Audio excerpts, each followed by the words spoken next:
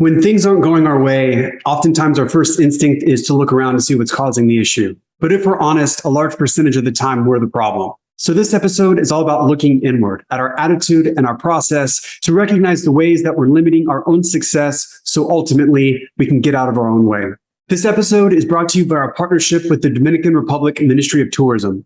The Dominican Republic is a lush tropical island paradise with 1,000 miles of coastline, 250 miles of the world's top beaches, gorgeous resorts and hotels, and a variety of sports, recreation, and entertainment. To learn more about all that this wonderful destination has to offer you and your clients, visit GoDominicanRepublic.com.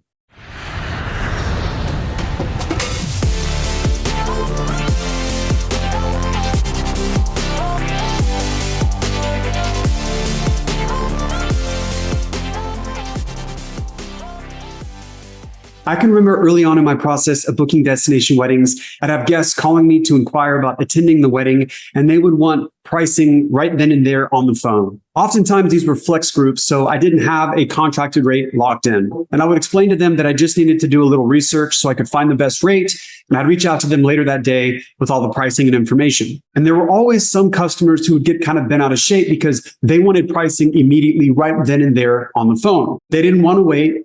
They didn't understand why they had to wait. And ultimately, I was stubborn. I would think, man, everybody wants instant gratification. Nobody can wait for anything. This is my process. It works. And if anything, I'm doing them a favor because I'm finding them the least expensive price. I have other clients who reached out before them who have things pending. It's not fair to push them back because this person isn't patient and can't wait. I'd be very kind of stubborn and ideological about it.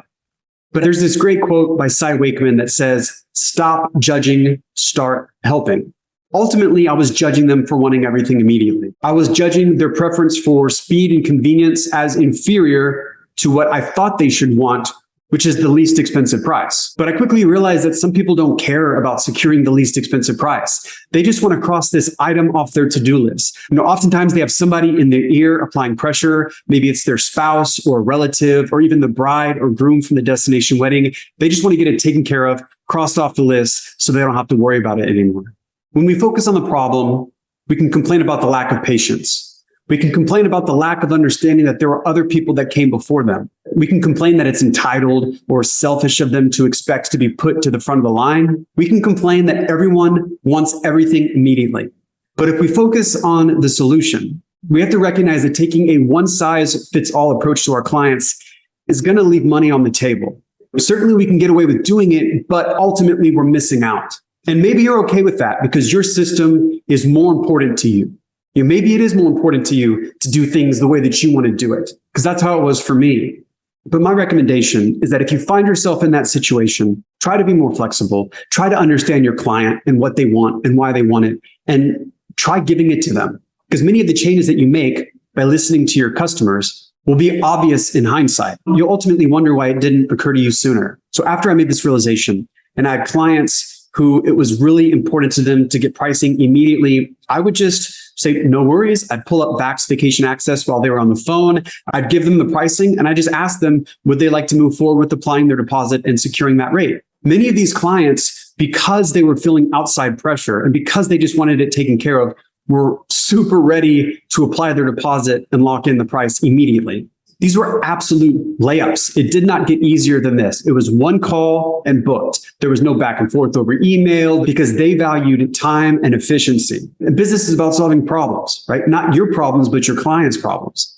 And so what matters most is what your clients want. And that's the basis for the saying that the customer is always right. It's not to be taken literally where the customer never makes any mistakes and is never wrong. It's just this understanding that ultimately your business should be focused on your customer and what your customer wants. Being in different travel agent groups, I've been able to see the thought process of hundreds and hundreds of different agents. And I've learned a lot about how other agents do business, and it's been very insightful. I've also seen the way that agents can get in their own way. For instance, a lot of agents absolutely hate price matching, and they feel like it devalues their service. They feel like they're just getting priced out. And I can totally understand it. But there are many situations where these agents have their clients reaching out to them with the exact resort, the exact travel dates, the exact room category, the exact pricing that they want to match. And all the client is doing is asking them, hey, can you beat this?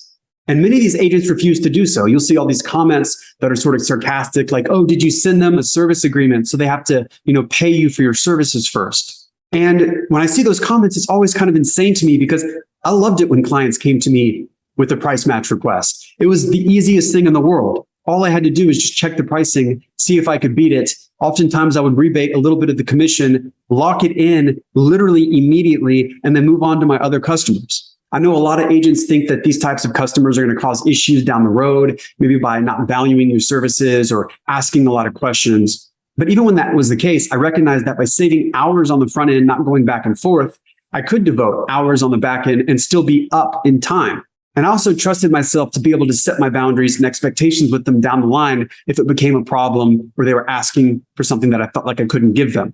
As agents, it's super important that we pay attention to buying signals. And there is no buying signal stronger than a price match request. It's literally the last step right before they give you their credit card number. So when I had clients ask that, I would take a look to see if I could secure that rate. If I could, I would just tell them, hey, no problem. It looks like I should be able to secure that rate. I just need your names exactly as they appear on your passports, your dates of birth, your card and billing information. So we can go ahead and apply that deposit and lock in your rate. Even as I say this, I actually had an old friend reach out to me today who wanted to go to Universal Studios Orlando. She said, she'd already reached out to them directly, but just wanted to see if we could get a better rate. I said, no worries. We can definitely look into that. I connected her with one of our agents. They got her booked on a single phone call. It literally was within an hour of me giving this agent her contact information. She called her, figured out what she was looking at, was able to find a less expensive rate, and got her secured within an hour. And so the main reason why I talk about this isn't necessarily that you have to price match. Maybe you don't want to. Every business is different.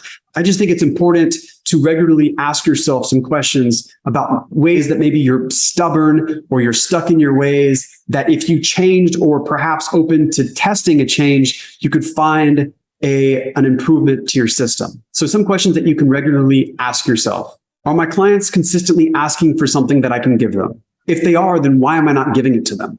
Have I tested giving them what they've asked for? In other words, have I tested to see if it's possible to make a compromise? Have I tested to see if it's possible to change my system to meet the demand? If I have tried it and it didn't really work out, then did I try it enough? In other words, it wasn't just a one-off or two-off. I have enough examples to know that this isn't going to work this way. And if yes, then is there a compromise possible?